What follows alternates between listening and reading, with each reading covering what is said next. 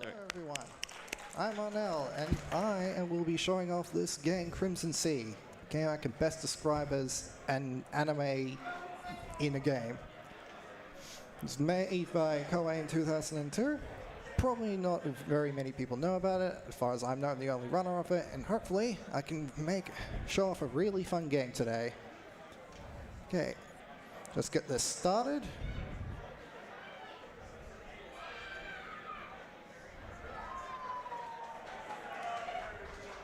And we'll begin the game. 3, 2, 1, and go.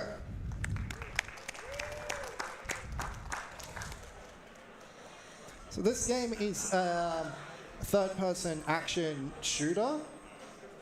Basic story of this is that in a futuristic society,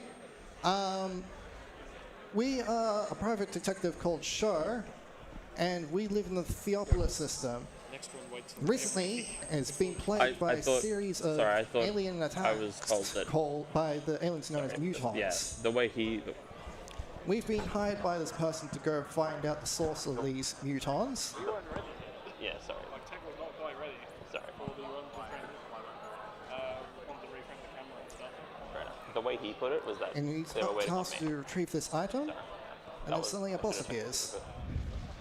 Now, the main reason why we're playing on G-Squad mode, the easy mode, is that not only are all the enemies easier to defeat because they deal less damage and they take less damage to defeat, we also start off with this weapon I'm using right now, the Volcano. It's basically a rocket launcher. That was the first stage. So it turns out that first stage was just a test for us, and we've been recruited into an organization known as the IAG, a bunch of agents which protect the galaxy from mutant attacks. We also get our first squad member in this next mission. We go around the city and try to clear out the mutants. We've been placed into G Squad, so we need to relocate with the rest of our squad and clear out the city mutants. Get our first party member, Yanquin, who's a fellow member at our former detective agency.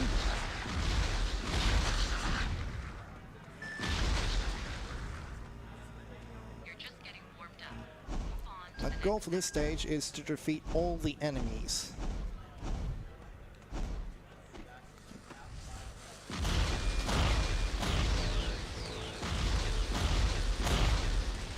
One aspect I've got to make sure of not to get too high of a combo in this stage, because I don't want to get a good combo yet.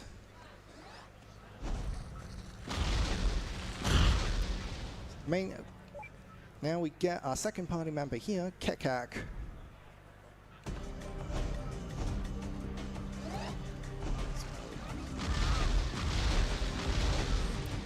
Basic main way we want to kind of clear this out is just find the most optimal way to move throughout the stage and clear out the enemies in the most optimal way.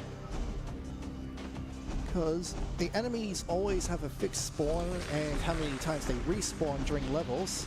So we always want to make sure we use the best weapons to clear these guys out. Oh, actually, oh well, I'm deep into it now. Okay, so I've just realized I screwed something up. Probably not going to be an issue yet. I've got a safety save later on. If I do screw up later, hopefully I won't come through that.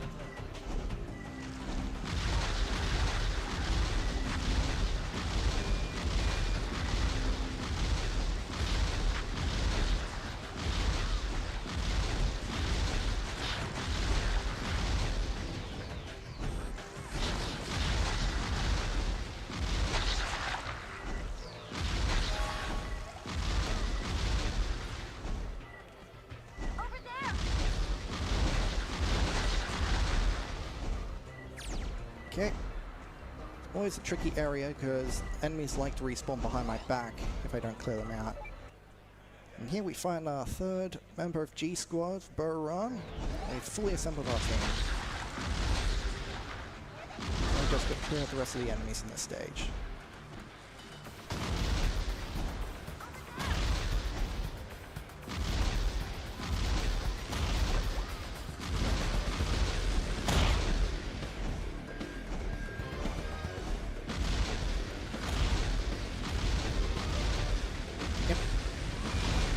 Finding a lot with the camera. The camera controls in this game are rather strange because they don't use the typical left stick, right stick movement that a lot of typical games use.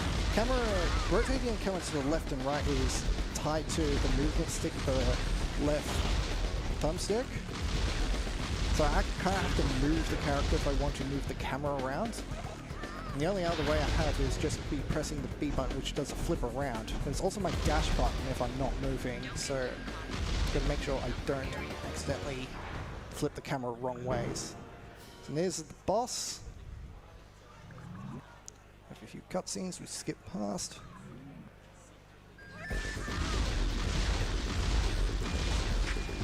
There's another reason we have the G-Squad mode. You see how... Oh, damn it. Missed a quick kill. See how quick that boss has died because I got the volcano and using on him. He's already dead. Okay, good. Thought I screwed up, but at least I didn't kill as many enemies as I needed to. I wanted to avoid getting a perfect reward because perfect rewards, if you get an S rank in every single ranking in the level, you get a special bonus. But they also come in sequences, so if I get one now, it will screw up an item I want later. Okay, so now we have a bit of a long stage here, but luckily, the game gives us a free weapon to clear this out with, the Vulcan, which is a machine gun, basically. This stage will take a while, it's a good time to talk about how the weapons work. Because the weapons work by splitting into 3 different components, the barrel, the effector, and the generator. The barrel is basically what gun himself is using. So that could be like a pistol, or his machine gun, or a rocket launcher. The effector is basically an enhancer of the gun, which can change his attributes, give it energy saving, or enhance the gun or the melee attack of each weapon. And the generator is what provides power to my weapons. See the blue bar underneath my health in the bottom right there indicates how much power I have.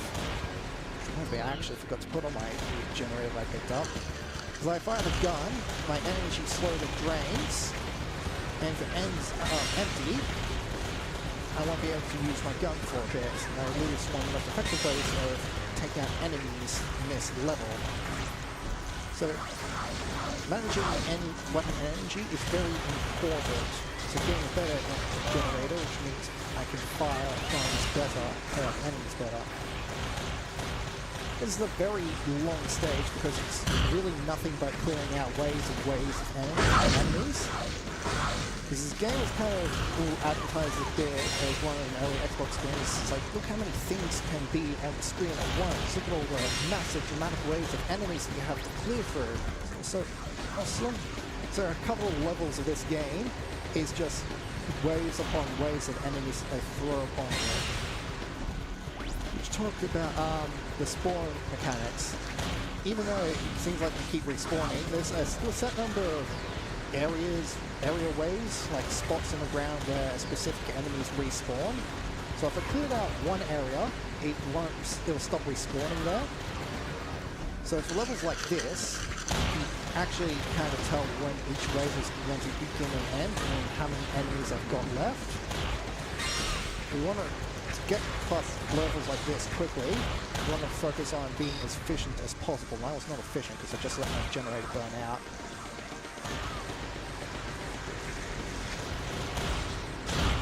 Basically, 2 more large waves after this. It's going to take a while, so you're free to read some donations or messages while I just clear through these waves.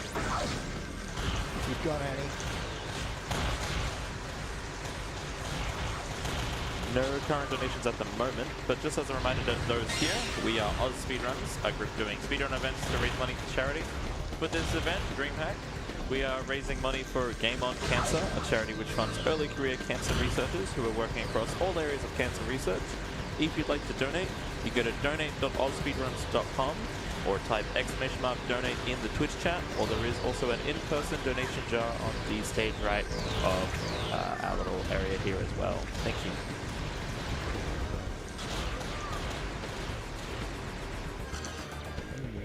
Like that.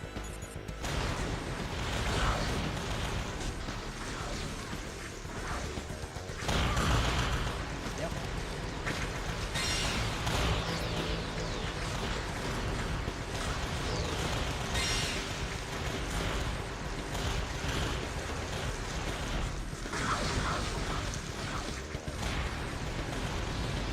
A single blade combo is enough time for a generator to completely refill my energy. So it's good to do it when a generator is about to burn out.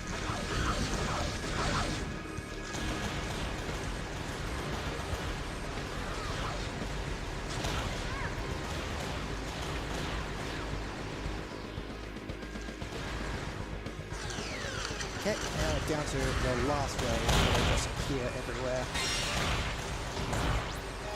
Pick that up.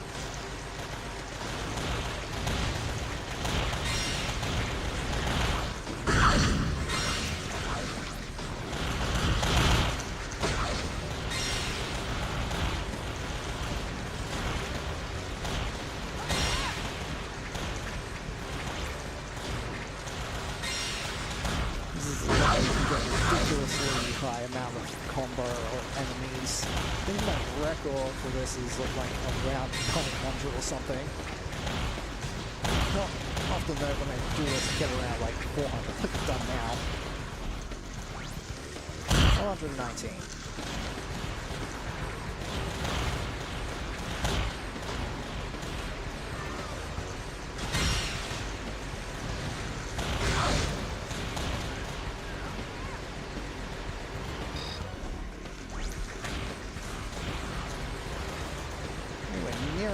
Looks like this wave part over here is one of the last few waves to clear out.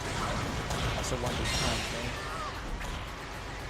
So there's enemies constantly spawning over this end. So I know this is the wave over here. And I've yet to have a few more respawns. In addition to one behind me.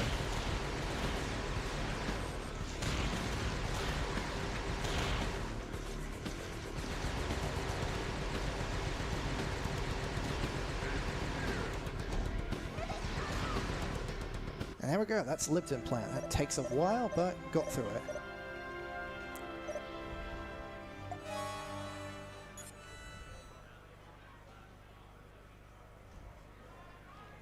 And after those 3 stages, we finally get to the normal meat area of the game, where we're free to select from what missions we want, and we can go around ASDH2024, get items, and upgrade ourselves.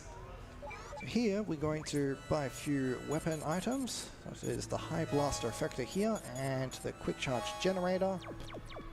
Now we've got a lot of money, but that's because the game kind of forces New Game Plus when you complete a difficulty mode. But the only real thing it carries over is your money, which doesn't really matter because we already get tons of money anyway from completing levels and getting good ranks. Now in the story here, we're told to go visit this archaeomusicologist person here. He's a person who studies sound waves, and he reveals to us that Show here is actually a Viper, which is a person who can control these sound waves to create near psionics, which is devastatingly powerful magic-like effects. Get a new member to our team, Shah and me, and we are ordered to go to 4 different planets to collect the sound waves from them to try and figure out where the mutants are coming from. First off, we have this UNA-controlled area level, which is an escort mission. We have to escort the president here through all these lovely traps, all these lovely global cycles, and a lot of enemies that can keep stun-locking him. Basically, we want to keep him moving as much as possible and don't let anything touch him, because if enemies touch him, he'll get stun-locked for a long time. Oh, so, yep, so enemies get there. This level is quite annoying because he can very often just not do what... not go fast.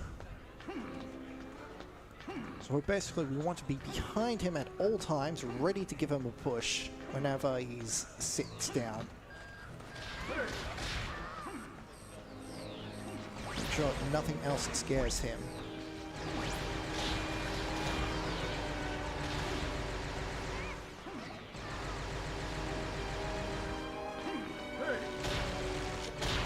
Otherwise he just sits there and wastes his time. Because there is one global cycle ahead in the stage that we really want to catch, or else we're going to lose a lot of time. It's not the easiest to catch. Basically, you just got to be really, really good, and I'm not getting the best luck. It's the bugs in this area, they love to just keep coming back. And this guy, the gun here, has an attack that stuns locks me every time I get hit. I can't just keep killing them and hope to clear out the room. Just got to keep pushing the enemies here. Now, here is a bit of a confusion where we want to stay away. The next room is a big maze, and depending on how close you are to the president, was close enough. He's going the long way around. He's a good, because depending on how close you are to him, he'll take a random route through this maze. And that can either be a really long route or a really bad route. He took... and getting a bad route. Going back and forth now.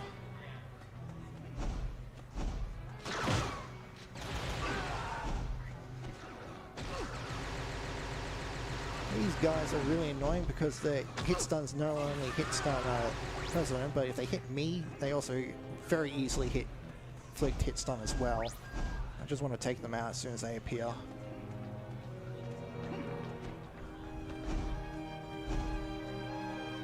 And unfortunately, we missed the global cycle. That platform is on its way, so we've got to wait for a bit to come back.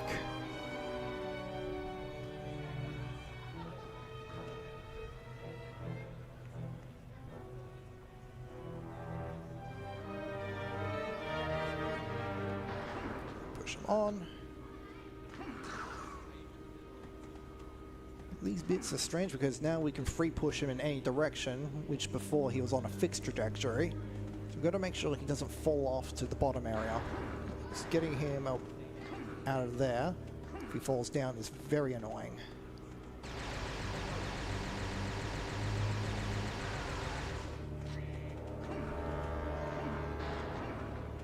Okay, going to the other side, which means we can run ahead of him and clear the area, because he'll keep going until a fixed point. Which means we can clear the area until he gets to that point.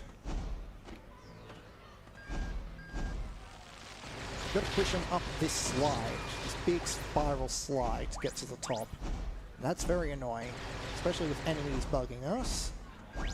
I just go and trigger their spawns as many as I can, clear them all out before I have to go down there and help them.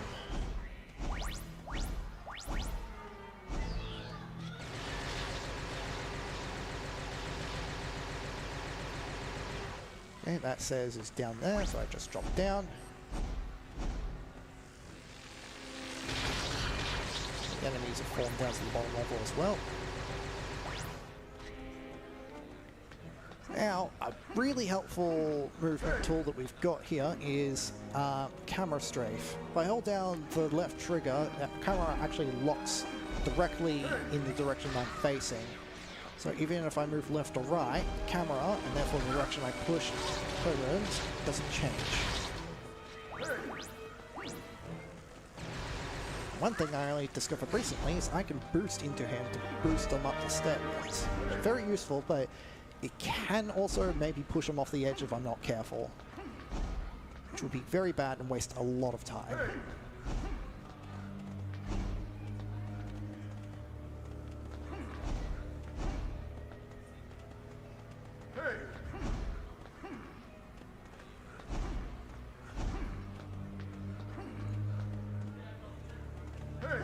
just... Oh, I nearly pushed him off the edge there. Okay, and that's the end of that level, and the escort mission is done, thank goodness. I think that was just moderately alright.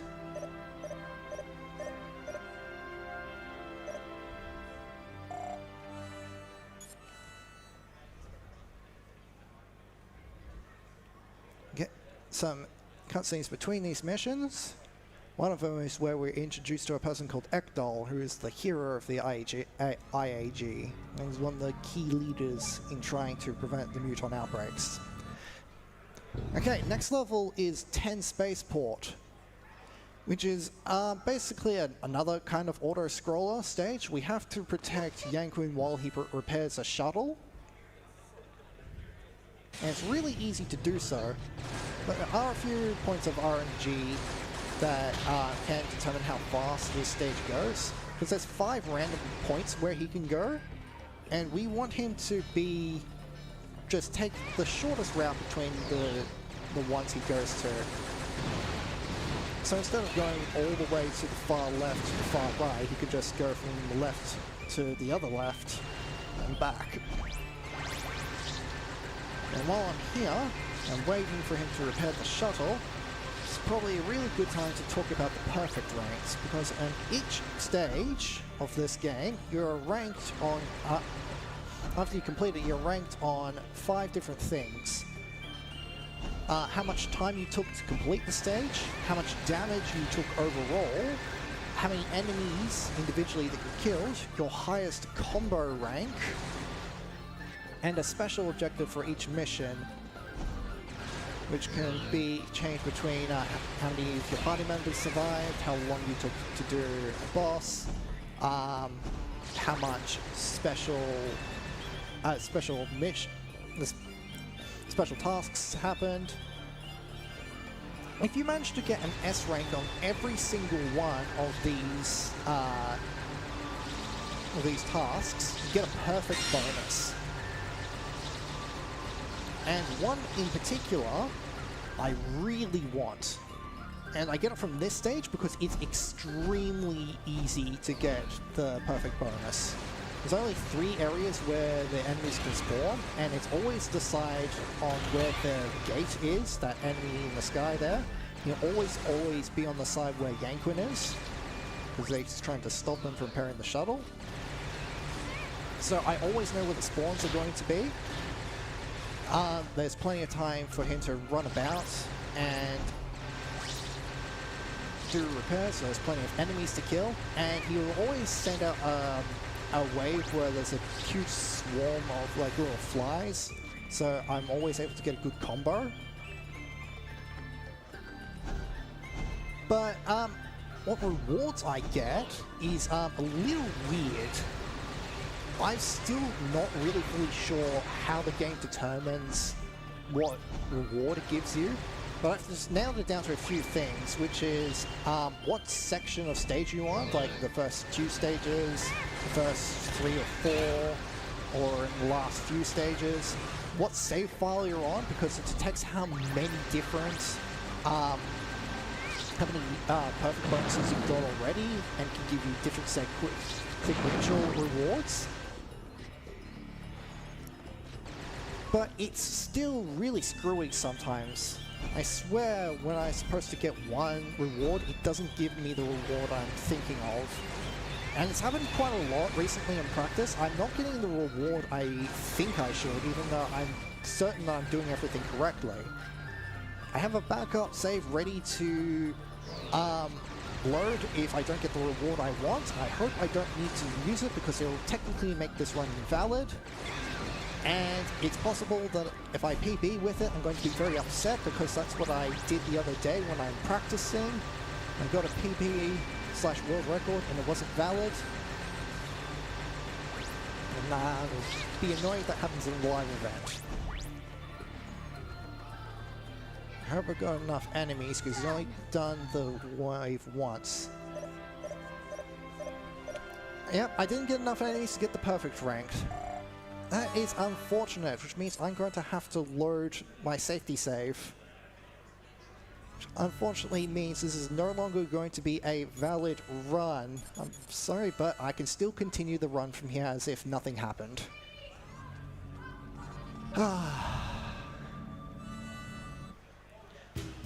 I'm going to pretend that never happened, just keep going on as if everything's alright.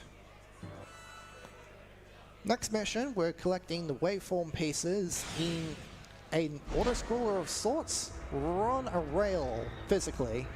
This is one of the missions where the strafe comes very in handy because we can keep facing forward without the camera jerking us around.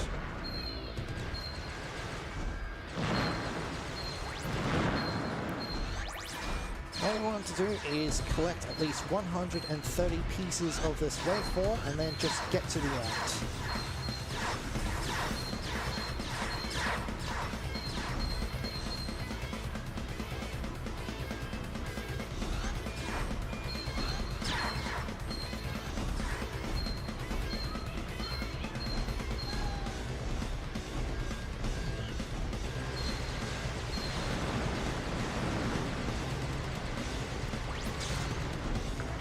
There's enemies there to progress, and we just keep moving ahead.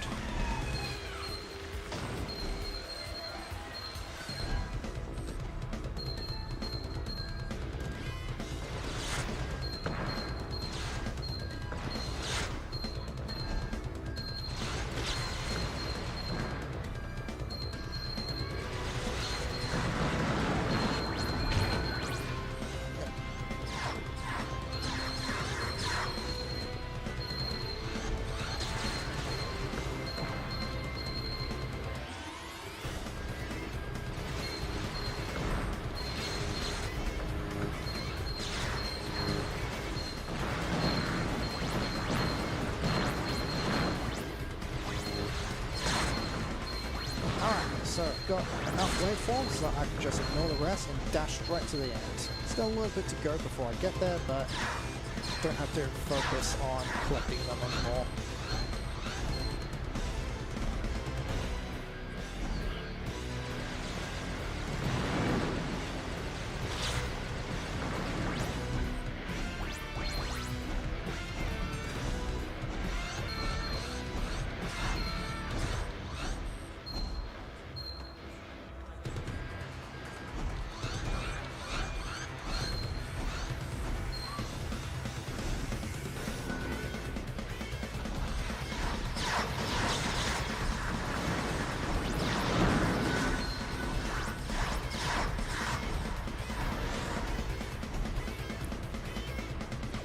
This here is the reason why I want to get the perfect reward. If the sequence was correct, what I would have gotten is this weapon here, Leviathan 3, which is very powerful because we are not supposed to have a level 3 item this early in the game. I only have level 1 items.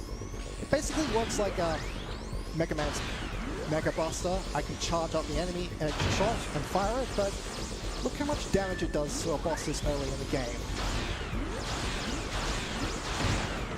I can actually get a hit and not interrupt by tentacles. But basically, I nuke this enemy in just a few hits. He's a massive, massive Disc 1 nuke of a weapon. And it saves so much time if we get it early.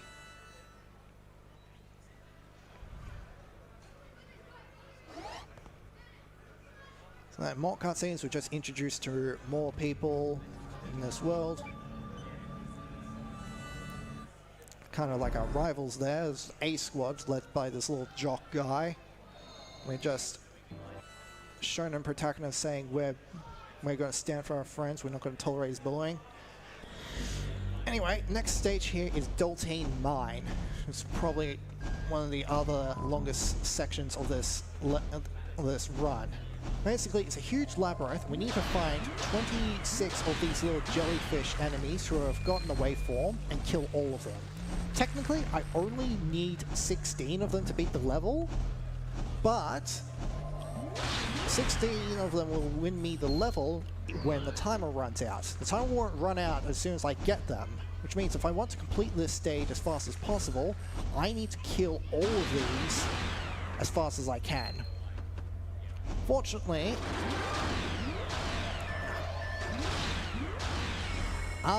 the area locations are predetermined. They don't wander much, so if you remember how the layout of this mine is, you basically can find them all pretty easily with minimal confusion. Basically what I'm trying to do is just go to every location as fast as I can, kill the enemy I want, and ignore the rest.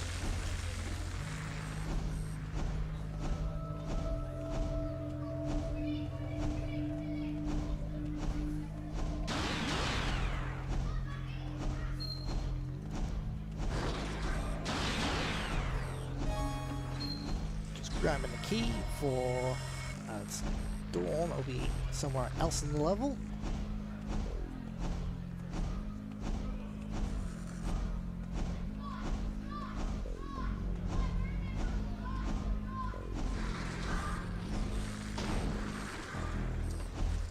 Mind if I jump in for a sec?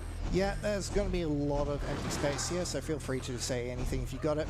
Yep, just as a quick reminder for everyone, both here at the event and online, we do have quite a number of prizes that we can win.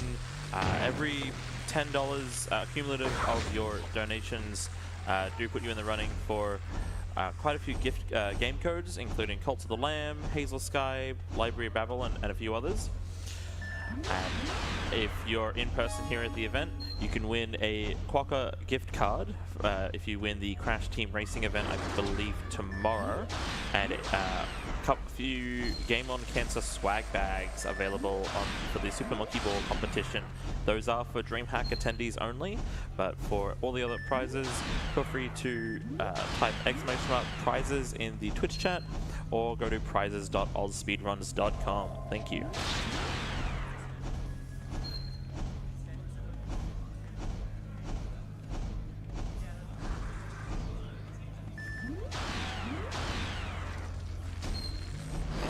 Now I've got 16 of the waveform pieces, enough to clear the level, but still not finished. I've got to find the rest of them.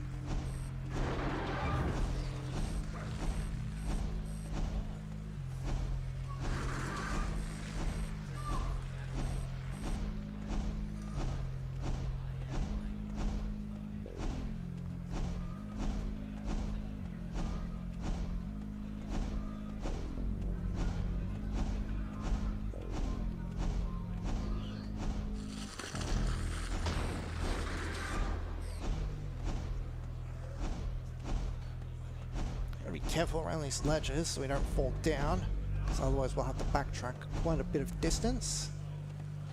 Don't want that.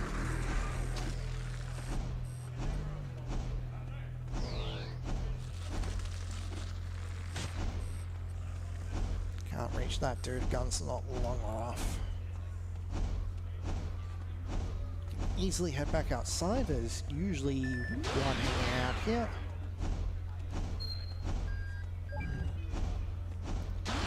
Blue's starting to get to this area, which is a sneaky little hidden area off to the side. So it should be 3. Oh, yep, he snuck around behind me.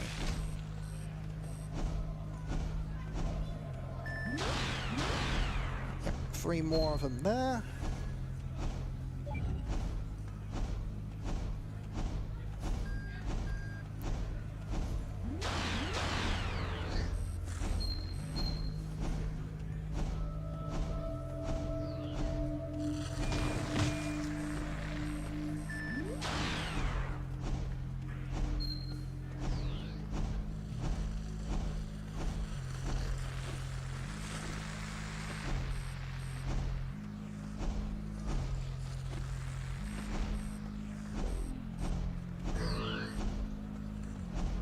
This brings us back to an earlier area of the stage where we're able to move it back to the final locked door, which we haven't gone through yet, and to the final 3 waveform carriers.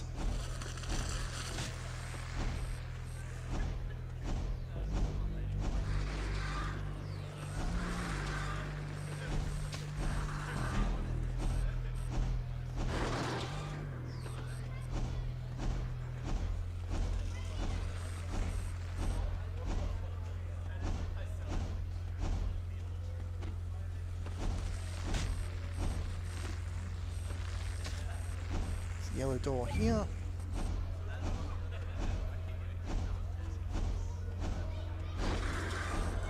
Number 20. Oh, it's getting away. What the hell? Come back here.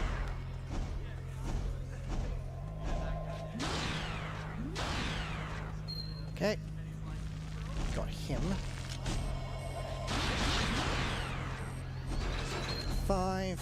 The last one should be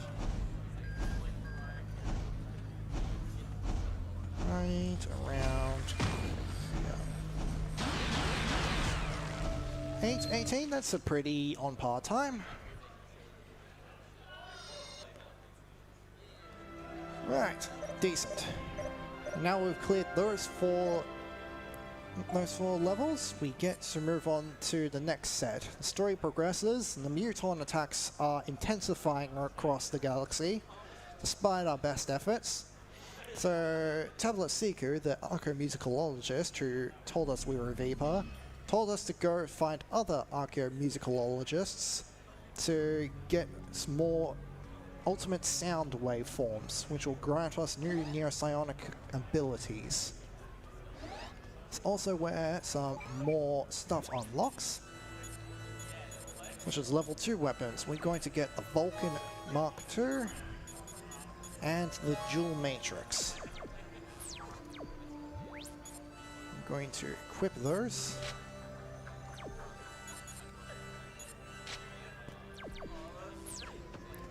For our weapons, we basically want as much gunpowder as possible. We also want, for our generator, just raw capacity and recharge rate.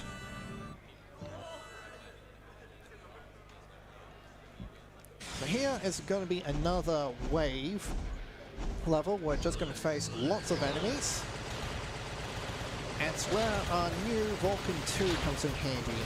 Because this machine gun is able to pump out a lot of damage because there's a lot of light enemies here. Perfectly suited to this level. The enemies are getting a bit tougher. I like to take those little hits as I did before to instantly kill. We go slowly work our way through these enemies. 3 sections, that's the first. This is the second. Some of these enemies are slightly hardier. I'm going to make sure I avoid the bullets spat by the big guys again because they do stagger me. Anything that cuts my fire rate, I want to avoid. Once my generator is nearly empty, get to the middle of them and use Blast Sphere. A few times I've used neopsionics, as they help clear out their area and deal heavy damage to these units, guys, while also giving us time to recharge our weapons generator. Let's get right back up and keep firing.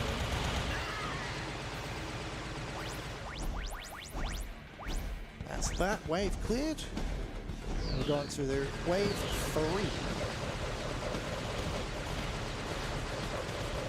Which is the third final wave before we get to the boss of this stage.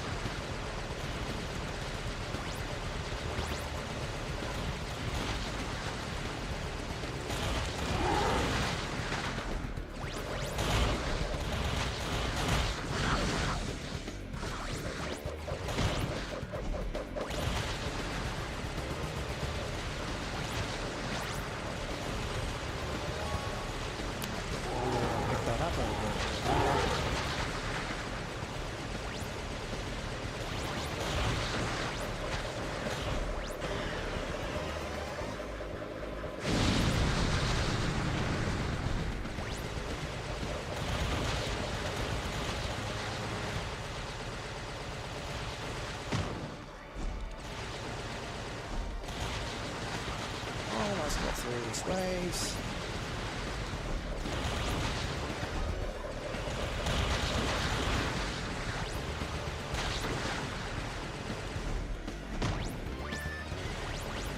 Check out these last 3 enemies.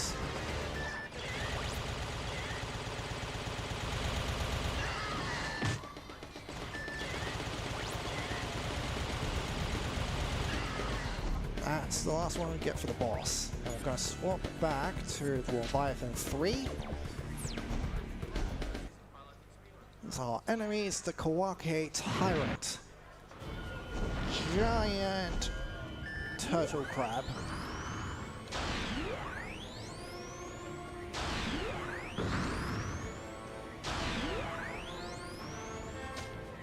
Clipped me with that.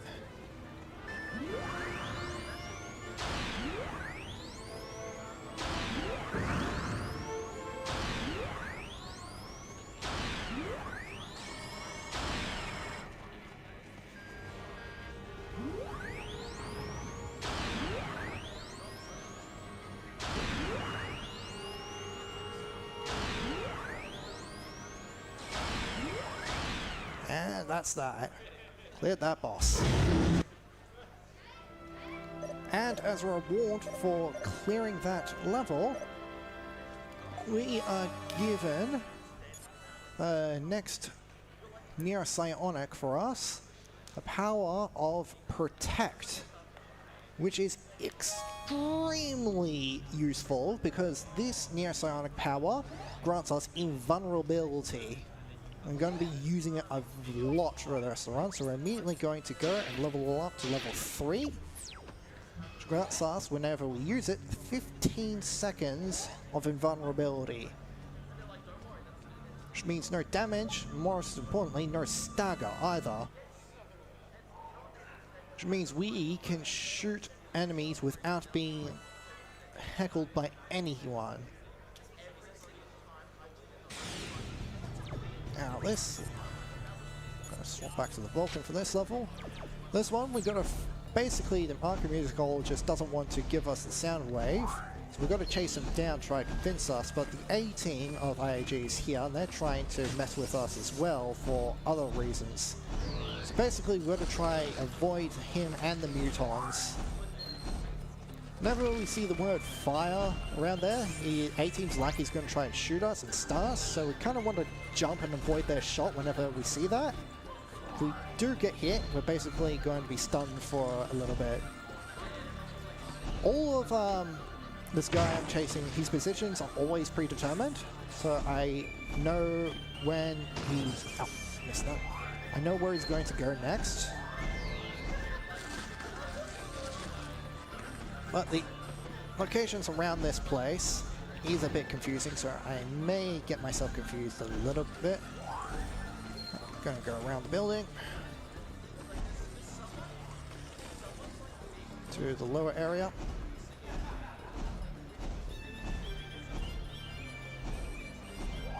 He's going to go straight up. You can kind of see where he goes by his shadow when he teleports away, but that one you can't see him, so you left.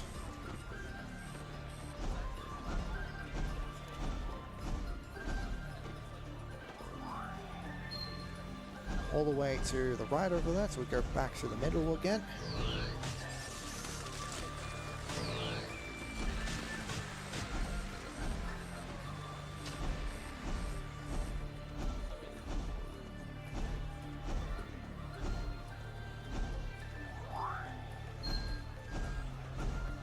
Last one's over there, because after this one he'll just move in a dead straight line.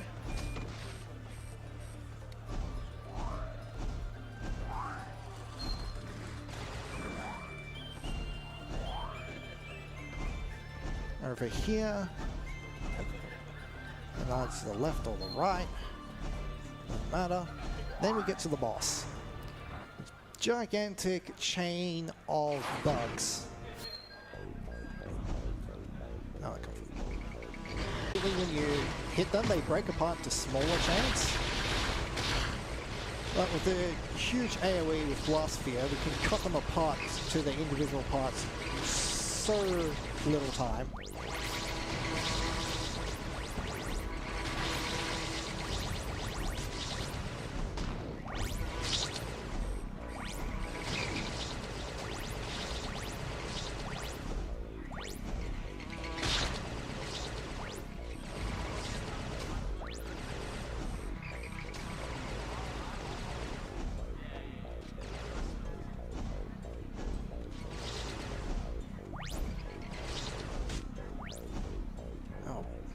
missed him.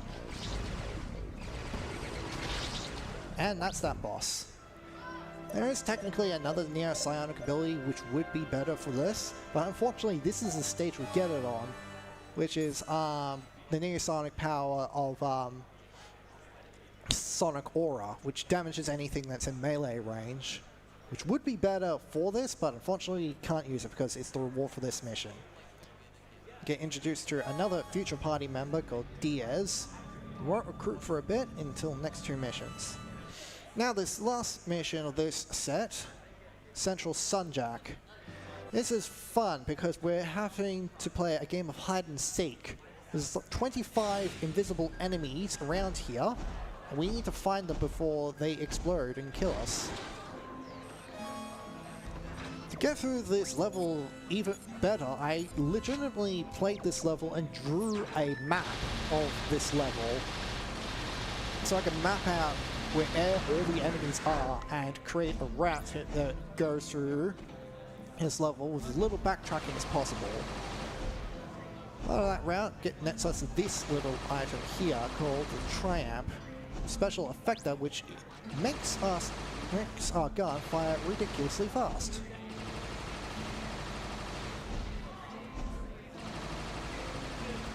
Alright, oh, there you are.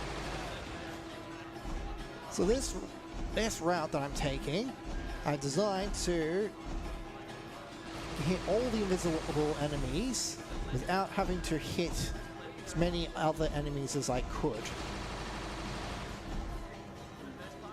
Because they show up on the radar, which is the normal method how you're supposed to target these enemies. But there's also a bunch of other enemies too, such as these metal golems, which rise up when you get close to them. They don't show up on the radar until you do. And some worm enemies, which just break apart into other pieces when you kill them. Messes with the radar. We want to try and avoid running into them if we can. There's one guy who's moving around.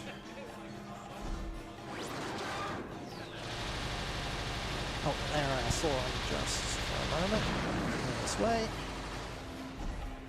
There's always an enemy or two who likes to run around this area.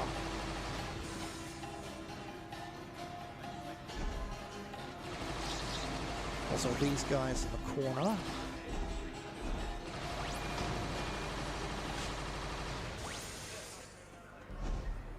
That's all of them.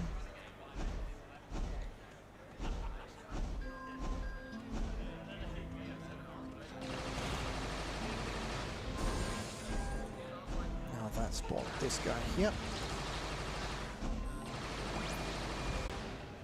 Oh, that guy was close. The special objective for ranking on this level is that I'm not supposed to shoot near any of the civilian enemies to try and avoid a panic.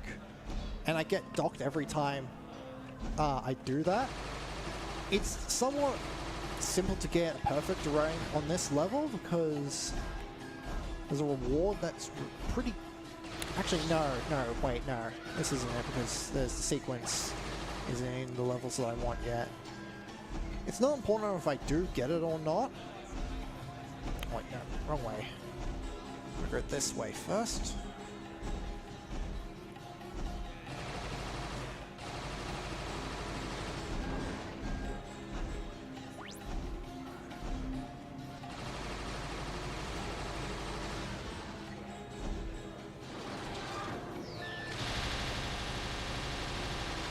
Another effect of the Triamp equipping it is that it makes my gun fire so fast it actually staggers those iron golems, which means they can't get hit on me.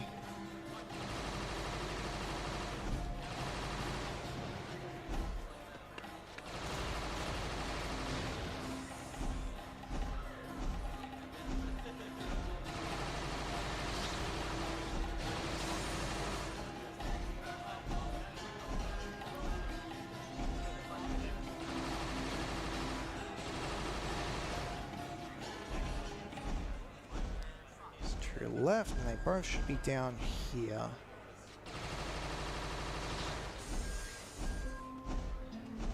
Oh, there's the last one. Good. It looks... There we go. Before I made the map of this area, it was really just a game of hot and cold to find them all.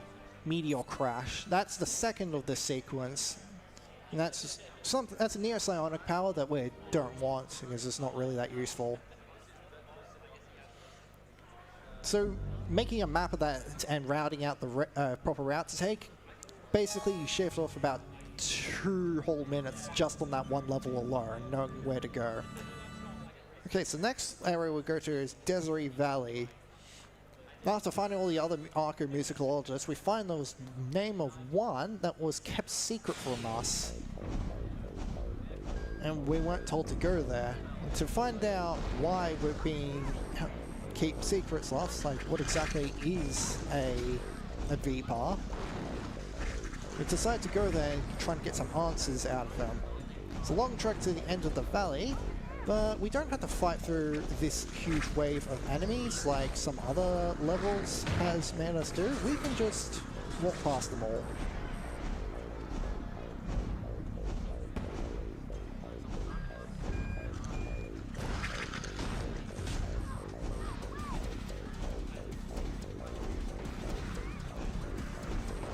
The real tricky part is trying to squeeze our way past these fire ants without getting knocked over. It's not that easy. Before we get to the boss, we'll swap over to Leviathan 3 and equip Protection. So, Jembe. For these next... Oh, damn it, too late. Now they're all around. Right, I'm gonna pop Protection and see if I can't get a lock onto the boss.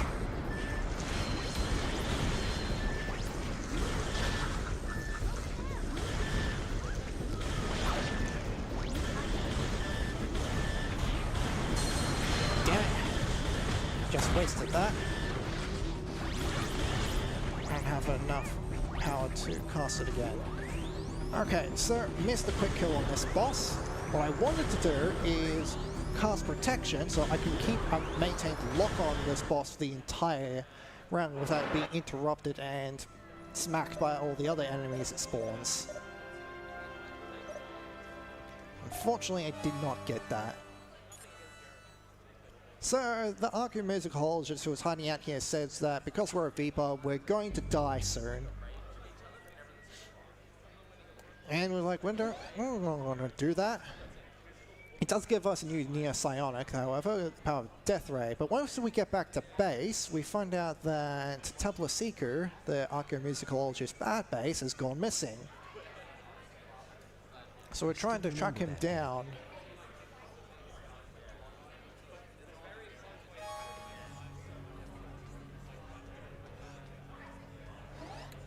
Now that that sequence of missions has been completed, we're going to go quickly buy a new weapon. The Volcano 2. Also going to get the Hyperdrive for a better weapon. Save, and we're also going to get the Near Matrix.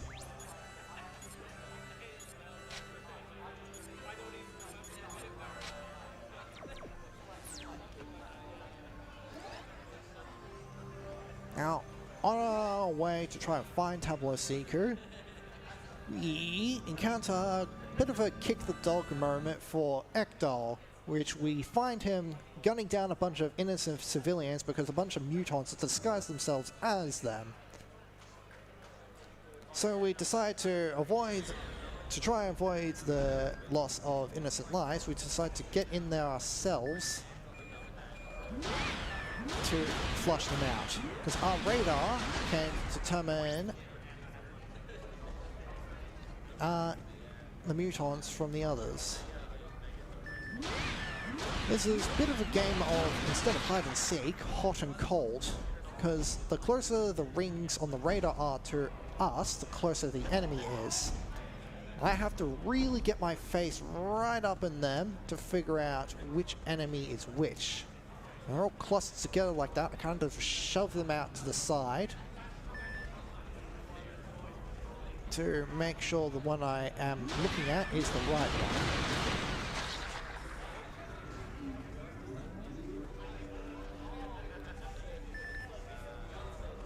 This guy? No, it's not.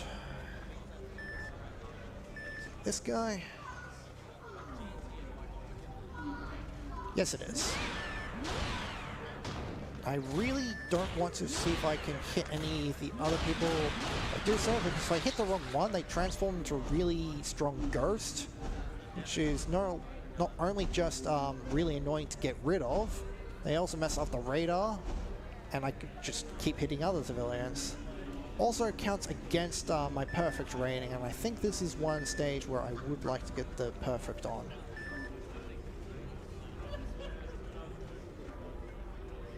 No? Is it you? Yes, it is.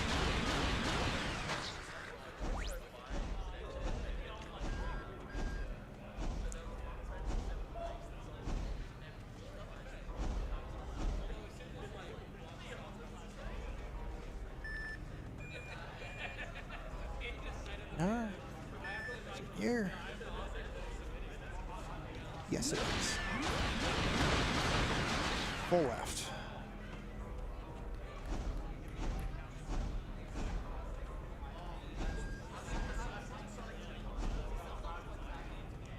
Ah, no. Sometimes the gaps in here to squeeze through some of the walls is a bit thin.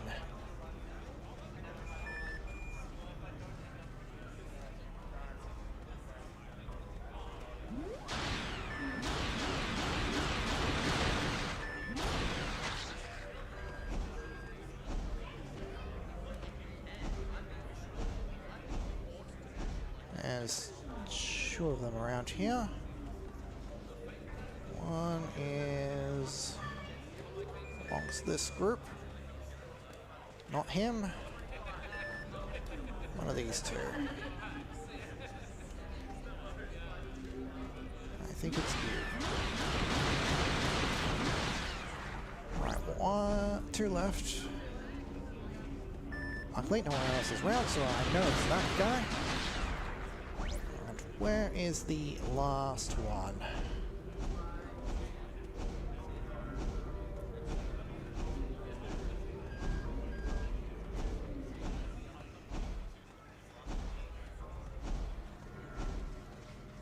It's one of these people.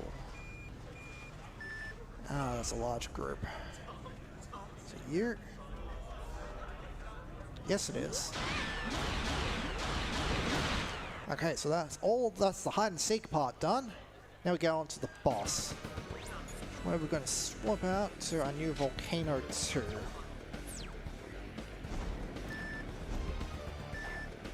Yeah. This is where the protection comes in handy, because now, instead of trying to dodge the boss, we can just pop protection and just start unloading into this guy. It's also where the Leviathan starts to kind of rub off as a weapon. Can get a bit laggy here because of all the particle effects. Because even though it can deal more damage, at this rate, the fire rate of the volcano can start to just outclass it. Nice about now. Now we start to get into the latter segment of the game where we are chasing after Tabula Seeker, trying to find out what he's doing. We've got a bead on him that he's heading to a certain planet which seems to contain a special kind of sound wave. And Ekdal appears to be heading that way too. Alright, got one. So we're going to head off after him.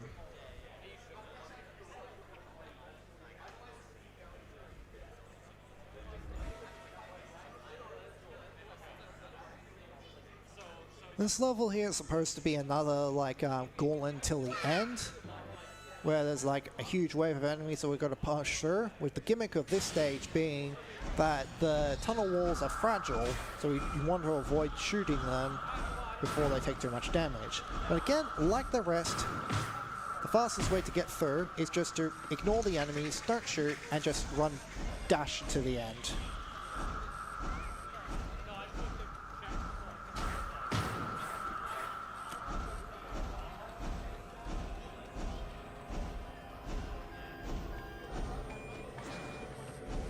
So we're just going to run into the end. You can read a message if you want. There's really nothing else to say about this level until I get to the boss. Yeah, we do have a $20 donation from Nikosar that says, very happy to be here at DreamHack. Please put this towards unlocking the any % bonus run for a smile for me. Just as a reminder, we do have a few bonus run donation incentives available. We do have the Smile for Me bonus run any %. So if you want to see more of Noops after that fantastic Bioshock Infinite commentary that has $140 left on it before that bonus run is met, as well as the Skyrim bonus run marriage run that is got $175 left. So those are, the Smile For Me one is, I believe, due at the beginning of tomorrow, so likely the end of today, and the Skyrim one is, I believe, partway through Saturday. Yes, but just afterwards, actually. Just after the Smile For Me run. So they're both due early in the morning tomorrow. Thank you. I have just realized I've made a little bit of a mistake. It's not critical, but it could be bad if I mess up later. Because one of the near psionic powers that I did get at an earlier stage was Cure. And it's extremely good. It's basically the best healing spell in the game. On sheer value of A, you don't have to go through so many menus to equip it to use it, like medikits. And two, it also heals your party. However, I forgot to level up to level 3, and I'm already getting terrible RNG for this boss. Oh my goodness. So this is the Aqua Mercury Queen, one of my least favorite bosses in this level because it deals so much damage, and it's also extremely RNG. Ah, missing. Actually, damage the Aqua Mercury Queen, even if I can't. Yeah, one of the few attacks that it does is this little tentacle attack, which just reaches a tendril to you. It's extremely hard to avoid, and it does a lot of... It's doing it again. And it's already killed one of my party members. Basically, what? It's like one of several attacks. It's doing... Oh my god, this is a huge, terrible RNG. I managed to avoid it, but losing the 5 health from my allies... Even if it's not leveled up, I can still use Cure. I'm not going to restore much, but not that firepower. And it's doing... Oh my god! This is horrid RNG.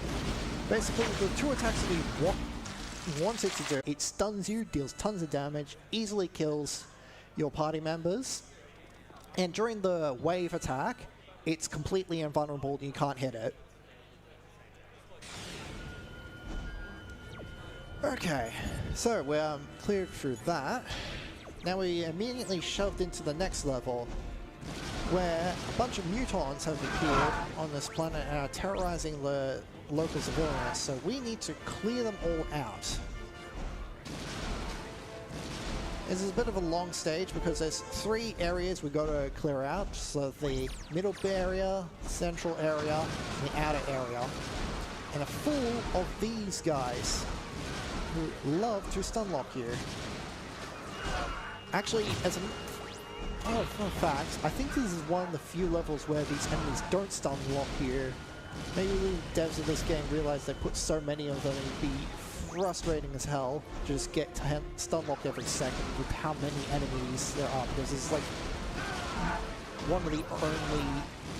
one of 2 enemy types that are in this stage.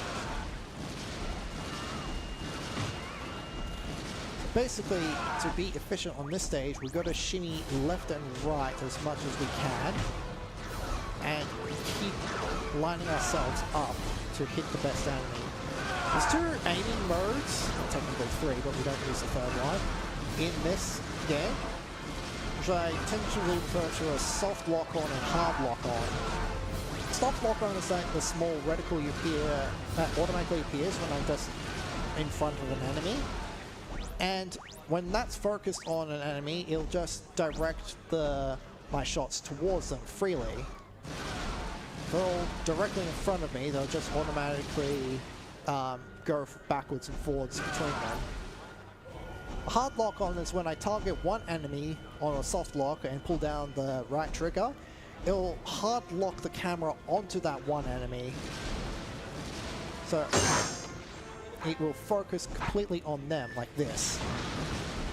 It's good if you want to take out one enemy, but it's better sometimes if there's multiple enemies, or if I want to face the camera a certain way, I want to just use the soft lock. There's also a third, which is a free aim function. If I pull down both triggers, where you can you're standing still and you're freely moving the camera, your aim around. It's really not that useful because we're standing perfectly still to aim.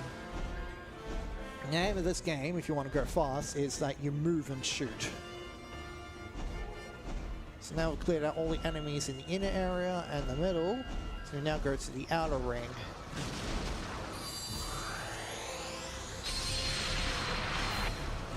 Use protection here so we can clear out all these enemies without taking tons of damage or stagger.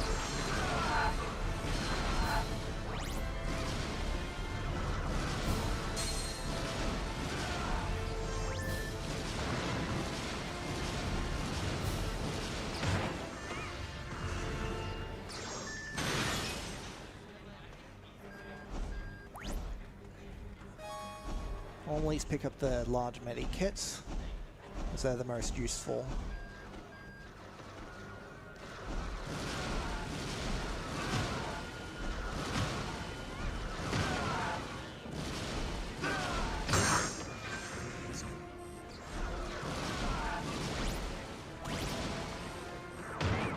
There.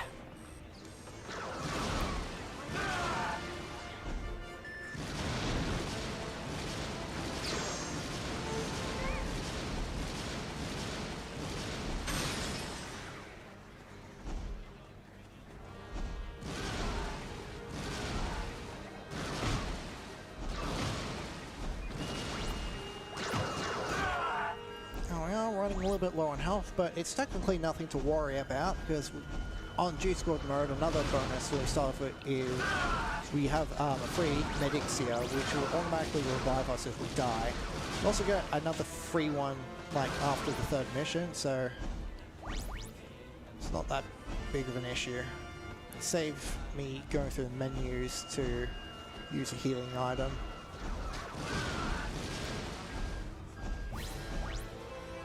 This should be the last group of enemies. Yep, and that's that level.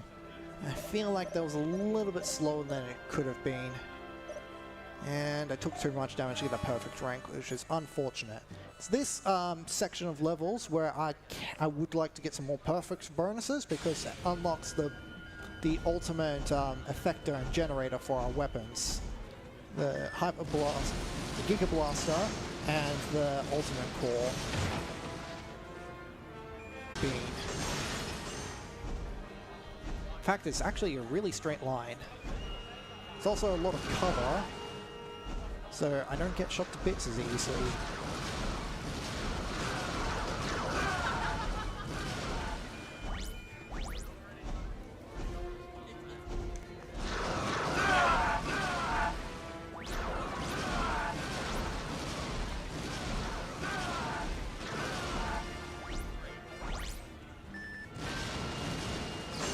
Just ignore him and go past.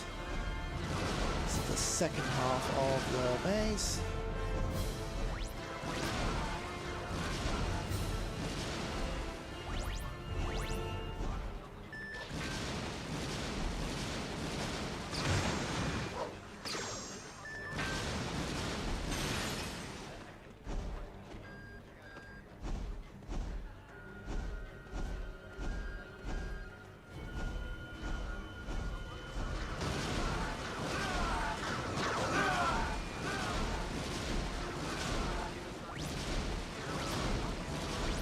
This guy won't stand still.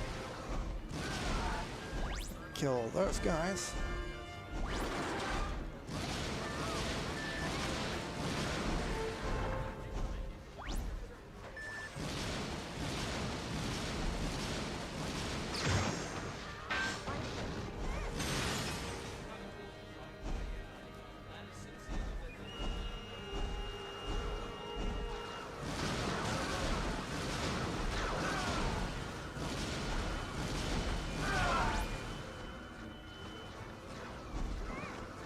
try to avoid taking too much damage, because this is a nice level to get the perfect bonus on.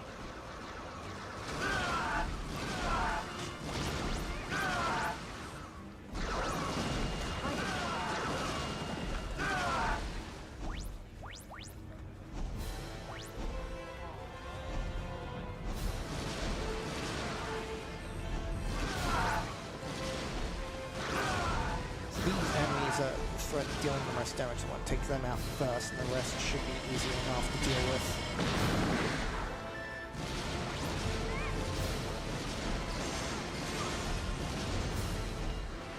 These two should be the last few enemies.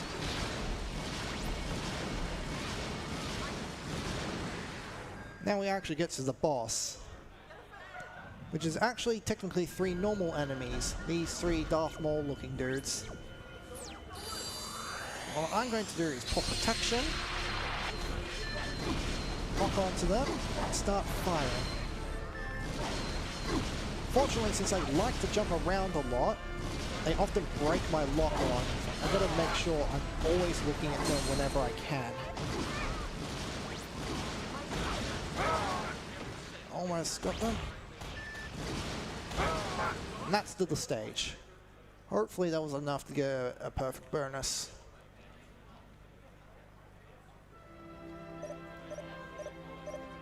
Yes, it was. Nice. That gives me the ultimate core, which is the perfect generator.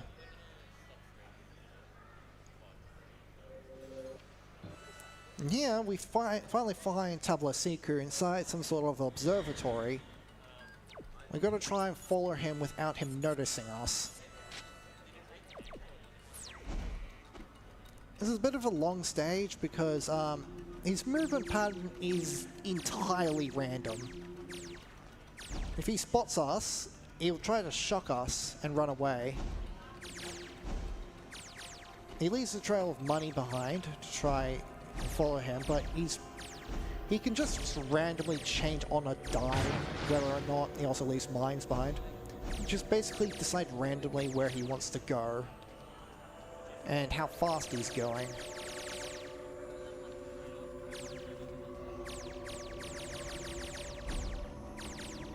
Double back several times, you can suddenly decide to do a 180.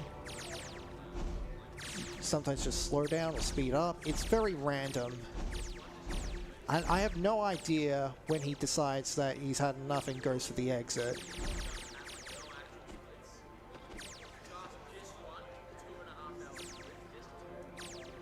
Oh yeah.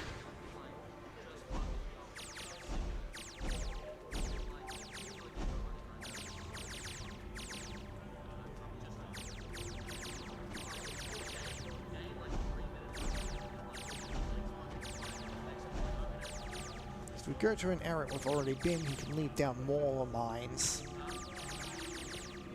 And the amount that is there can be really difficult to manage if you're not careful in looking where you're going.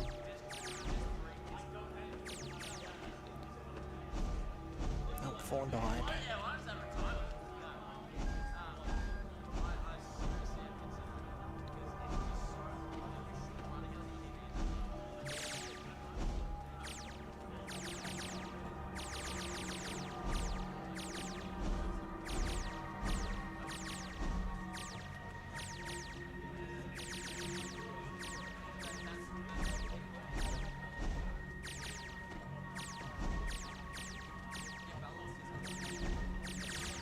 I think it's just like a timer of how long I have to follow around for before you suddenly decide that's enough. But it feels different sometimes, because sometimes I could just get major time differences whenever I run this stage. And there's really not much to say, so you can read out donation too. No worries. Don't have any donations at the moment, but just to remind everyone here, we are AusSpeedruns, a group doing speedrun events to raise money for charity. For this event, we're here at DreamHack. We're raising money for Game On Cancer, a charity which funds early career cancer researchers who are working across all areas of cancer research. If you'd like to donate, you can go to donate.ausspeedruns.com, type !donate in the Twitch chat, or visit our interactive station on the stage right side of our area here. We have an in-person donation jar and a few interactable ways to learn some video games as well. He decided to just do a 180 there and spot me. He's dropped a mine right at his feet too.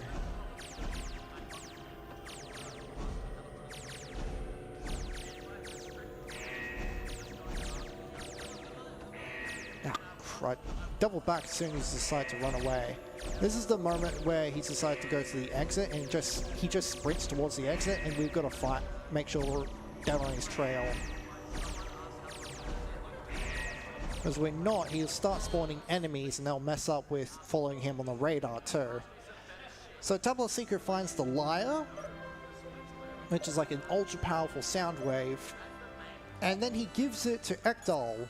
And then Ekdal kills him, because it's revealed Ekdal himself is also a Vipar, and he's planning to use the Lyre to transmit a special sound wave across the entire Theopolis system to kill everyone who isn't a Vipar. So we gotta stop him. Unfortunately, because Ekdal now has the Lyre, he summoned a huge wave of mutons all across the galaxy, and the IAG just simply can't keep up with them. And also, because of their orders that they're giving us, we decide, screw it, we're not going to listen to the IAG anymore, we're going to go on our own. So we take the Presto for our own shuttle, but unfortunately a group of mutons snuck on board. So we've got to quickly find the mutons and kill them all before they scuttle to a ship. And all the mutons we've got here are these little ghost people. Really hard to see and target. You have to really rely on the radar to find their location.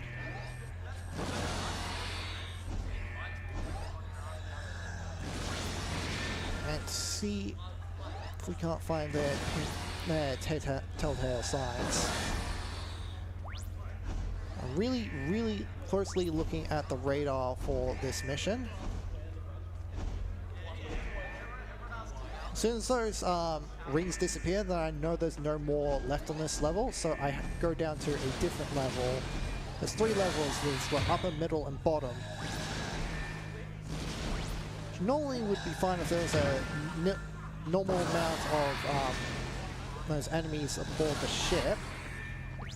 But unfortunately, they also like to jump up and down levels sometimes. Completely random. And I hate it when that happens, because then that means I have to go run back to the staircase to find them. Get to another level so I can find them. I think that just happened, because there's no more left on this level.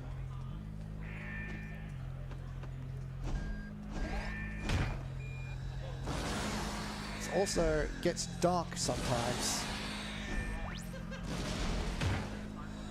Makes it really hard to see.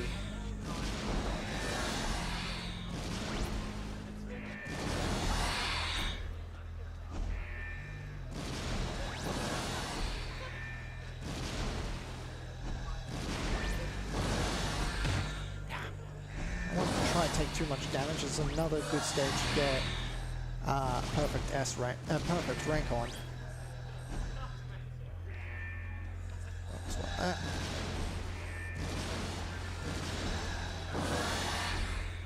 I think there's some that moved up to the upper level, damn it. I barely see the stairs. There's one here.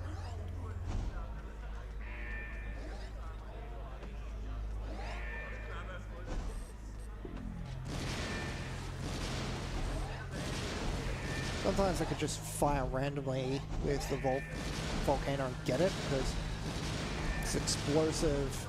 Oh, hello. There you go. And that was the last one. And unfortunately I took too much damage. Oh!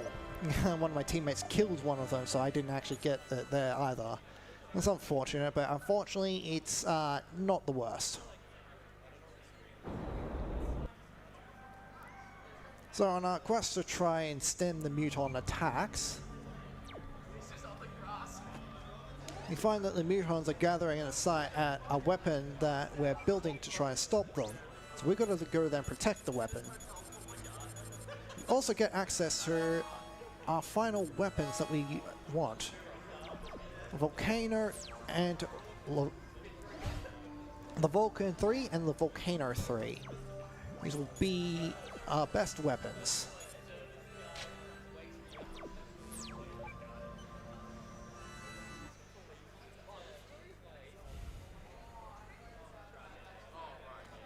Now this is both kind of a wave mission and a kill certain enemy mission, because there's two kinds of enemies that spawn here. There's a bunch of the claw dudes who like to just run up and hit you. They spawn on the outer edge. There's also these robots here. These robots are the ones we want to kill, because they're the only ones that attack the weapon stacks that we're meant to protect. And they have special fixed waves, which they spawn in specialized groups at specialized, and that have a certain amount of them. Once we get through them all, that's when the boss appears. However, the other aliens in the outer edge, they have infinite spawns.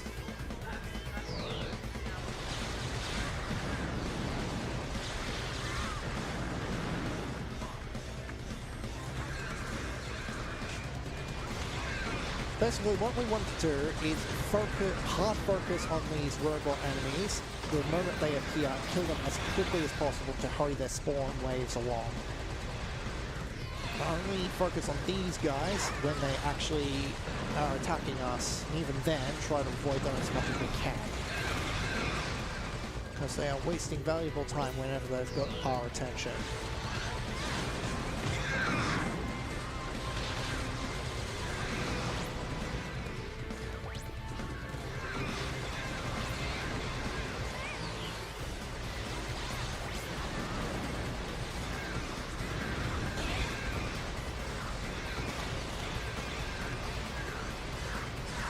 There's one of them.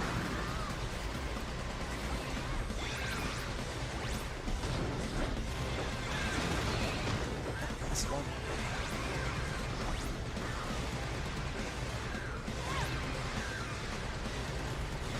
We'll just try to stand here because it gives us a good overview of all the areas where the robots can spawn. Don't want to try and stray too much.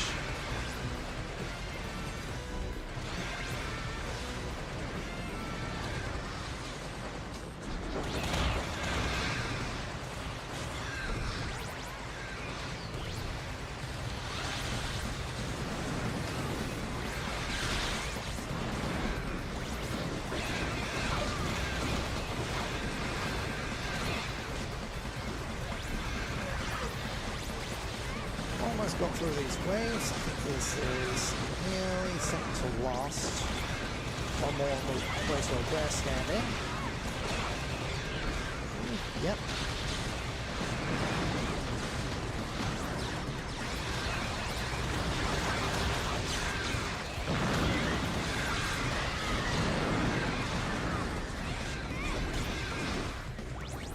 And one more on all the areas. After this one, that would be all the robot spawns we get to the boss. I want one more of these.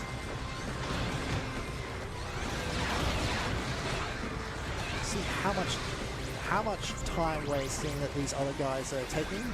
They're not letting me focus on the enemies that are important.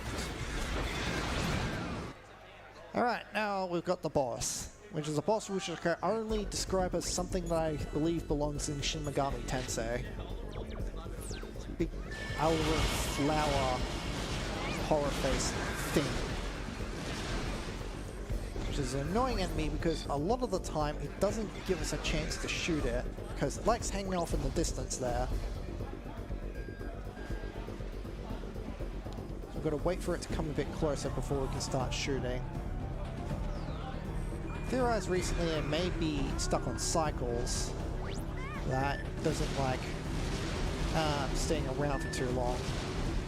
Well, that seems to have left really quickly. Gone. There you are. So kindly release those little petal things, or come and just shoot blasts. We kind of wanted to shoot blasters out in the outer ring, because that it gets close enough for us to hit. Not doing the best. Come on, come closer.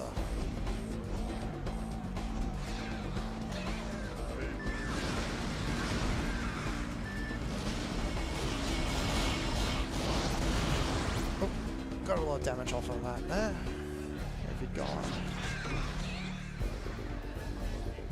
There you are. It's not coming close, it's just doing the petals. Oh, now you're coming closer. Stuck on the tower there. And he fell away. Ah, almost could have gotten it.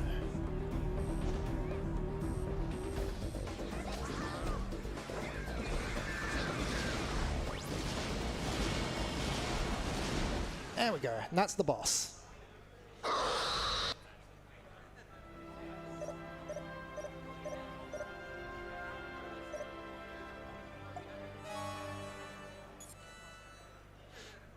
Now we get kicked in immediately to the next level because we hear a train, the Barber Express, has been hijacked by the mutants and is carrying a very valuable yet highly explosive substance on it. So we got to stop the train before it crashes.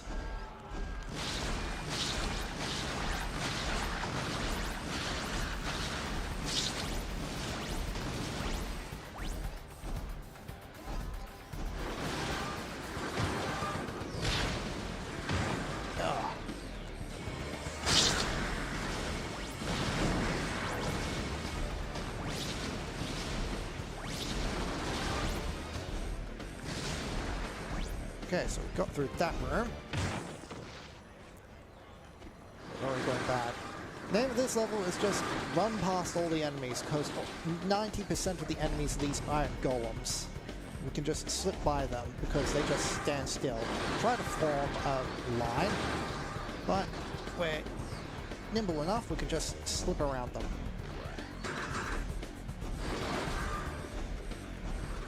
Let's go around the outer edge.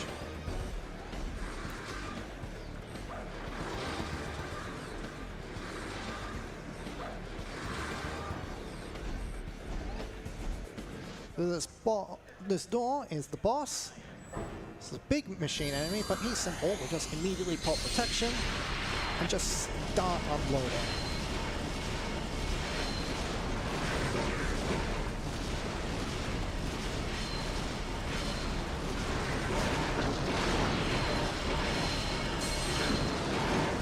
Oh, that's not good. Protection ended before we could finish firing.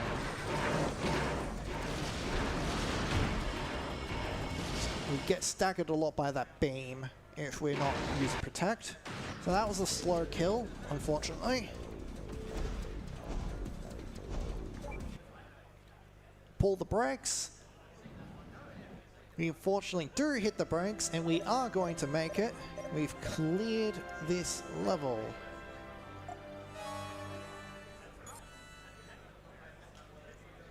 Now, after stopping all the major mutant attacks in the area, Ekdal directly issues a challenge to Sho, telling him to come to Leaker Gardens. I'm actually going to, before I forget again, upgrade Cure. I've got that on hand.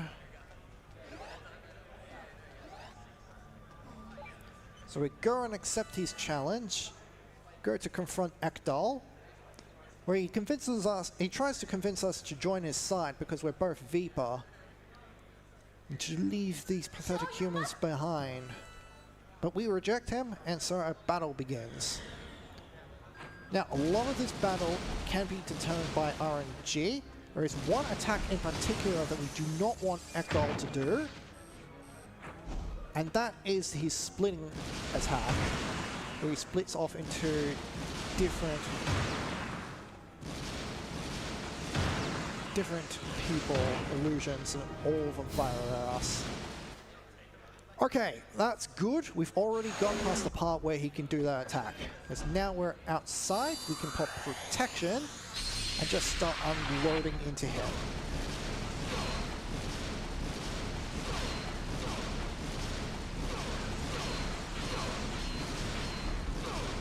And that's the boss fight.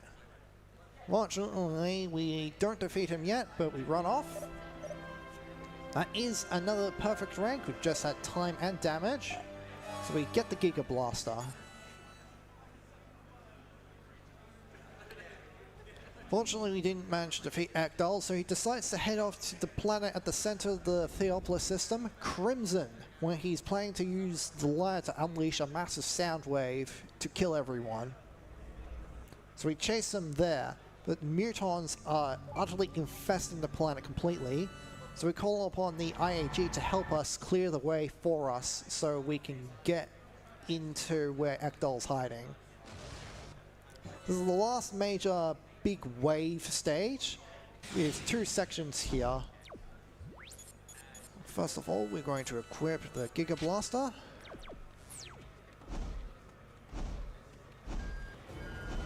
First part is with all of these bull enemies. There's a barrier preventing us from moving on until we've killed enough enemies. So we have to kill as many of them as quickly as we can.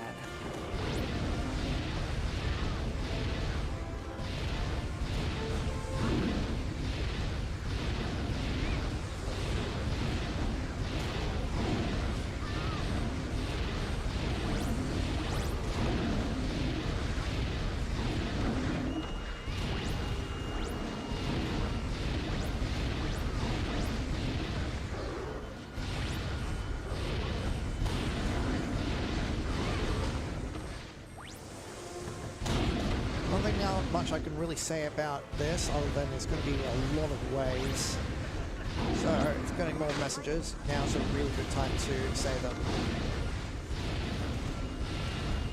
No messages at the moment, but just as another reminder, we do have a few prizes to win throughout the event. We do have a handful of game codes that any $10 increment of donations that does add up your total donations throughout the event put you into the running to win, including Cult of the Lamb, or Library of Babel, or Doors of Insanity. We also have a few prizes to win at our interactive station throughout the weekend. If you're the winner of the Crash Team Racing event, you get a Quokka gift card, and there are a few Game on Cancer swag bags to win over at the Super Monkey Ball interactive station, I believe, on this Sunday. Thank you. Right, so just going to the second part of this area. You just go around the fixed spawns, which start the endless spawns. You get through that quickly because I missed one. Basically, we just want to keep farming these endless spawning enemies until the barrier behind us finally breaks, and then just head on to the next area.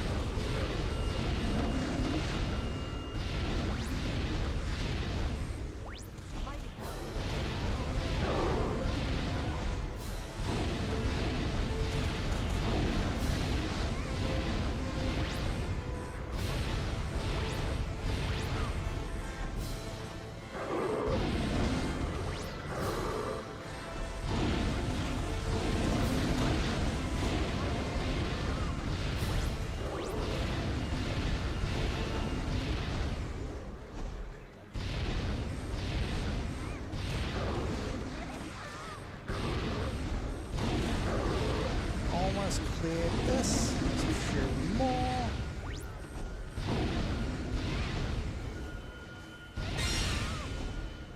And now we get to the second area. It's where we swap over our weapon to the Vulcan, because the different kinds of enemies are here. First kinds of enemies we had when we had the first one of these swarm missions. These. We're going to try and focus on the all ants in this level as much as we can, because they're the easiest and quickest to kill. They'll give us the most amount of points by sheer speed of how fast I can kill them towards opening up the barrier.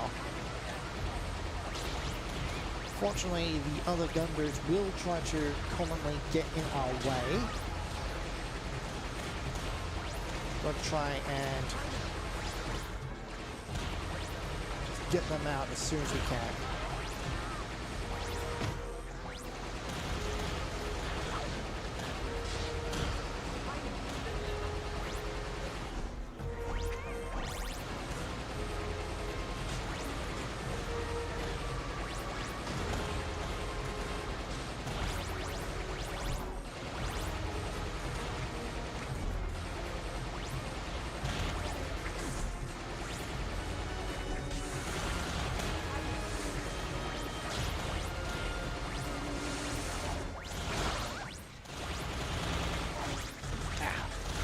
These dudes are annoying because they can just jump on us and knock us down.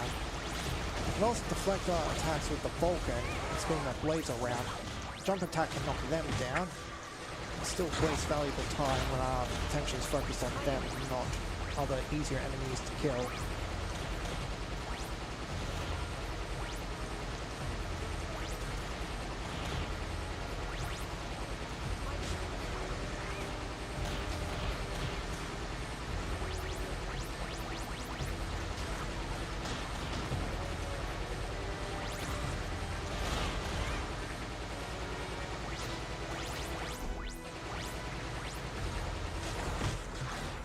Nearly through this barrier, a few more, start making our way over.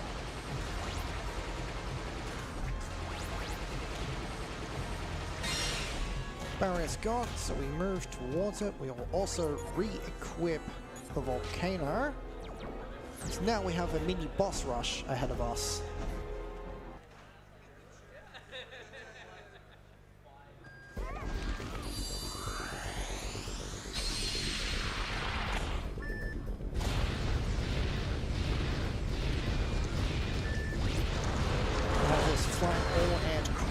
Again.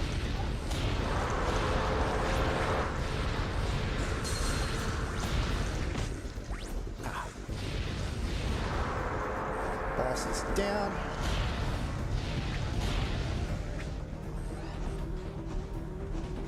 Ignore the rest of the minions and move on to this boss. Rinse, repeat, pop protection, lock on, open fire.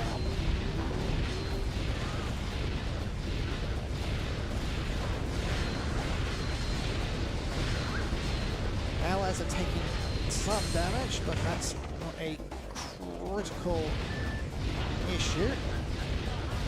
We don't care about rankings anymore, we just want to kill the boss as fast as we can. Due to the medic series I have, me dying isn't technically an issue either. So that's both of the bosses of the boss rush. We just sprint towards the facility up ahead.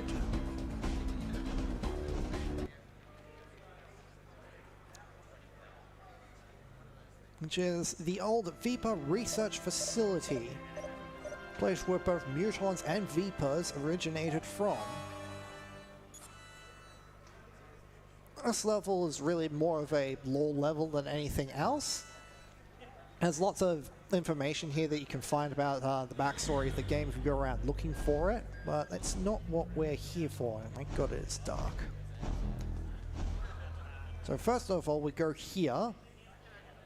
We have a few cutscenes where Yanquin finds a computer and tries to work with it. It doesn't have much power, so we go to find the power switch, which is just around this corner here. Flip the switch, power's back on. It's really dark on this monitor. Now the power's back on. You're supposed to explore the facility while it's out, find things that you couldn't, and then re-explore again when the power is on. So now we've got Yankwin back. He gives us a pass key, which is a special key to get through this door here, which takes us to the lower level of the lounge, where we find muton creation chambers, which is where the main source of mutons are spawning from. So we got to destroy them all and end the muton threat once and for all.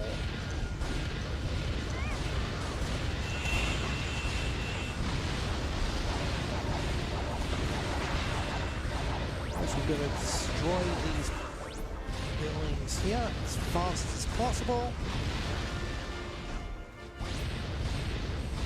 You have to destroy these first, otherwise mutons will just keep infinitely respawning. There's a gap in the floor here, but we can lower the overhead rail to destroy the other chamber on the side. Once we cleared out this area, we'll swap back to the Vulcan, because that has a range to cross the gap. Pop protection, so we don't get staggered 8 billion times. Just open fire until this dies.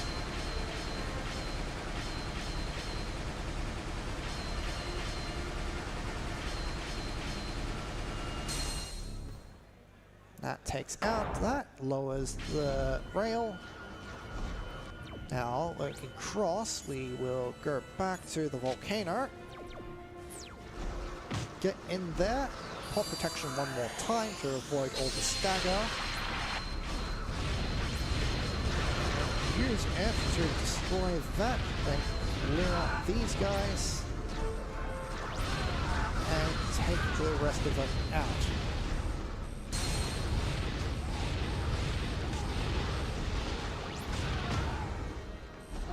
Unfortunately, we do have to kill the rest of the mutons before moving forward.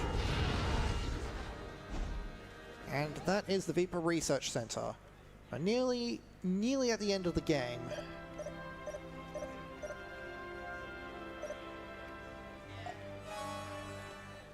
We have one more final confrontation with Ekdol in the basement. Tries to convince us one more time to join his side, but we refuse more stalwartly this time and engage in combat. This is basically exactly the same fight we had with him in the Malika Gardens, except it's all the same first phase. Instead of being able to go outside to a phase where he's a little bit more subdued.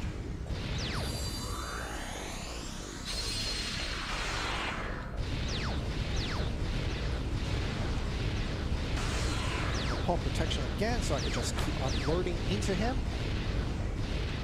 These can only be gained through sacrifice.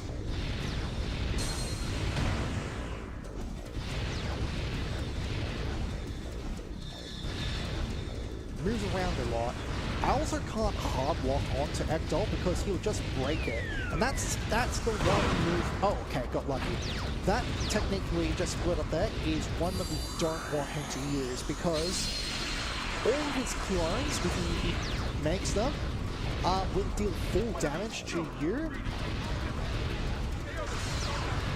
but none of them will take damage except for the real one. There is no way to tell them apart unless you hit the right one. The easiest way to tell them apart is to use the Vulcan to shoot them all real quickly, because that has an amazing rate of fire. Fortunately, I'm out of power from the missile, so I can't pop more protections.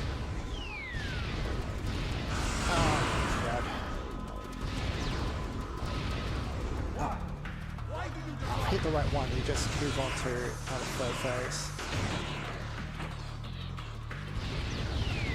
Oh, he did it again. Oh, but he got him again. And he did it again. Oh my god, that is terrible RNG. I've almost got him. Just a few more hits. And that's the basement. Okay, wasn't the best Ekdol fight, but it certainly wasn't the worst considering the RNG that I got. So after finally defeating Ekdol, we managed to destroy the Lyre, which was like a big sacrifice because it means since shows a Viper is going to end his life eventually, But unfortunately, unwilling to give up, Ekdal takes the power of the destroyed lair and uses it to transform himself into this beast. Also gonna swap to Cure, because this is the one boss in the game where protection is useless. As the final boss here, the powered up Ekdal, nearly all of these attacks can break protection. Like that laser beam right there. So it's best to use my Near Psionics on something that will actually be useful. Now what's the wrong? He has tons of different attacks and tons of different ways to avoid them. That laser there, I have no idea how to avoid. Oy. Damn camera. Okay, he is being a bit of a bully. He does not want to play nice today.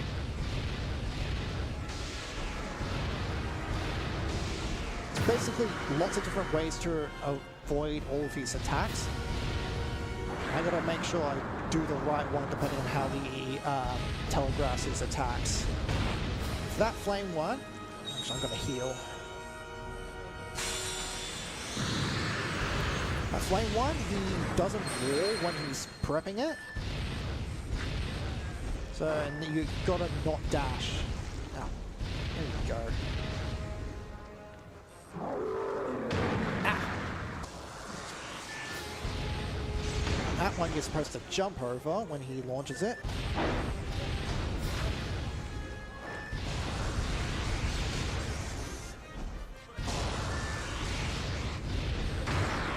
That one, you just got to dodge at the right time. Did not dodge. He is really not wanting to play nice today.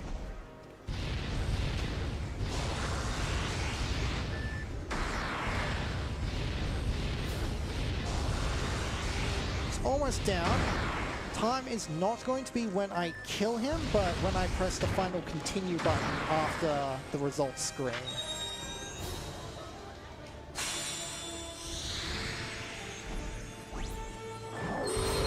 Come on, he stunts the ground, so just got to jump. Oh, he's suddenly all these little blobs is really annoying. It is really messing up my lock on.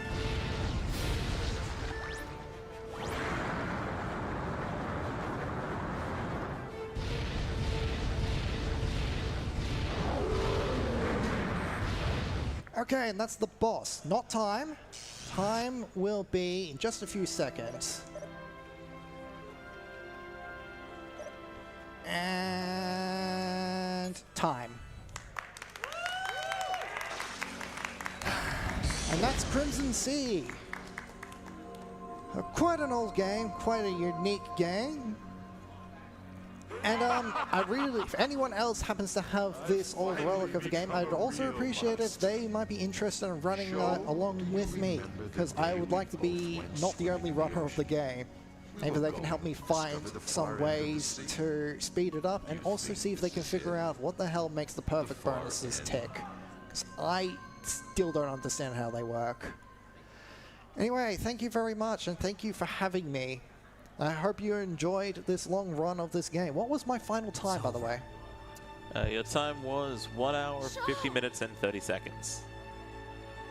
Shami! I think that might have been another record, if my run was valid. I mentioned earlier, since I had to learn from the safety save, it invalidated my run. I think that might have been a record. Oh my god, it happened again! This happened in practice last time I did this run. Oh my god, I did it twice in a row. Oh. Oh my goodness. Well, anyway, thank you for having me.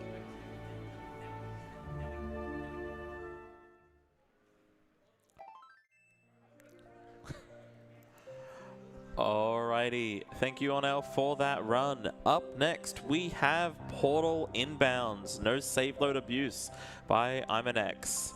Coming right up, stick around.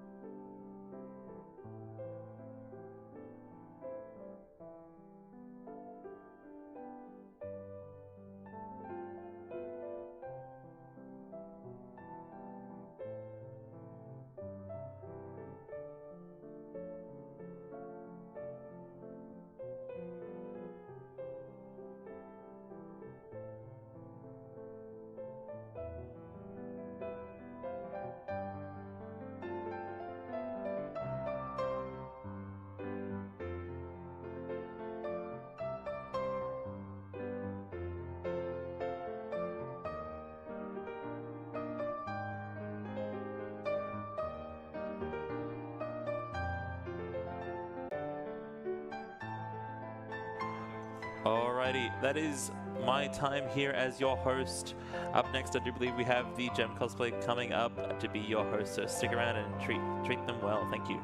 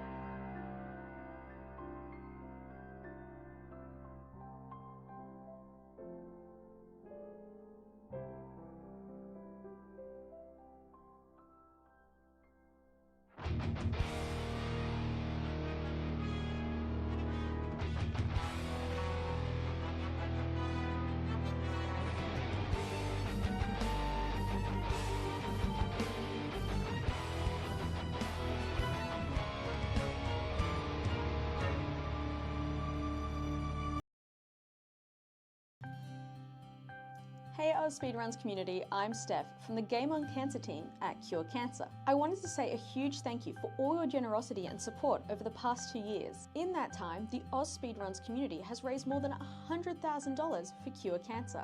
These crucial funds help kickstart bright new ideas from emerging researchers across Australia to find cures for all different types of cancer. If you'd like to learn more about the cancer research projects your donations have funded, you can visit our website. Thanks again for your ongoing support and enjoy the stream.